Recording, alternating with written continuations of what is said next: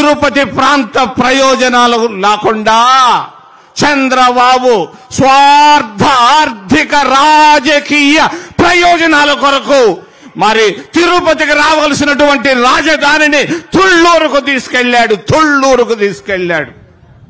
మరి జగన్ బాబు ప్రక్కనే కడప జిల్లాలో పుట్టాడు. రాయలసీమ ప్రయోజనాలు కాపాడకుండా దాన్ని విశాఖపట్టణానికి తీసుకెళ్లాడు. ఇప్పుడు అంటున్నాడు హైదరాబాద్కు పోతాము అంటున్నాడు. మరి ఏది ఎన్నైనా కూడా ఈ రోజు చంద్రబాబు నాయుడు రాయలసీమ ద్రోహిగా మారాడు. రాయలసీమ ద్రోహిగా మారుతూ ఎన్టీ రామారావు ఆత్మగౌరవాన్ని అమిత్ షా ఇంట్లో అర్ధరాత్రి అమ్మేసి వచ్చాడు. మరి తెలుగుదేశం పార్టీ ఎందుకు పుట్టింది? ఆంధ్రుల ఆత్మగౌరవానికి పుట్టినటువంటి చంద్రబాబు ఎన్టీ రామారావు పార్టీ ఈ రోజు ఆంధ్రుల ఆత్మగౌరవాన్ని అమ్మేసి ఈ రోజు మోడీ అమిత్ షాల కాళ్లు పట్టుకొని తిరుగుతున్నటువంటి చంద్రబాబు నాయుడు రాయలసీమ ద్రోహిగా మారాడు. అంతేకాదు జగన్మోహన్ రెడ్డి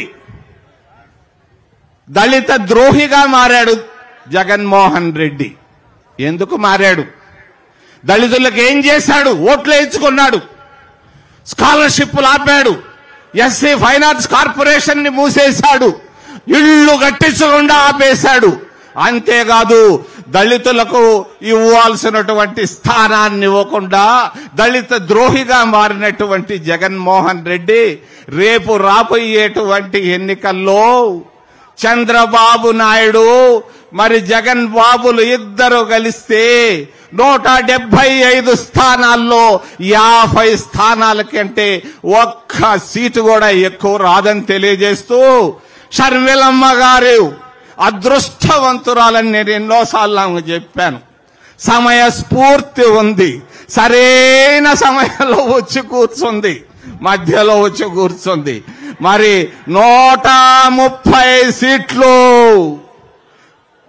100కు 30 సీట్లు, 130 సీట్లతో ఆంధ్రప్రదేశ్ రాష్ట్రంలో రేపు రాబోయేటువంటి 40 రోజుల ఎన్నికల్లో కాంగ్రెస్ పార్టీ విజయం సాధిస్తుంది. మరి షర్మిలమ్మ కూడా ఈ రాష్ట్రానికి ముఖ్యమంత్రి అవబోతుందని తెలియజేస్తూ ఈ అవకాశం ఇచ్చినటువంటి పెద్దలందరికీ పార్టీకి హృదయపూర్వక వందనాలు తెలియజేసుకుంటూ షర్మిలమ్మ గారు మీరు అదృష్టవంతులని తెలియజేస్తూ సెలవు తీసుకుంటున్నాను. జై హింద్, జై కాంగ్రెస్.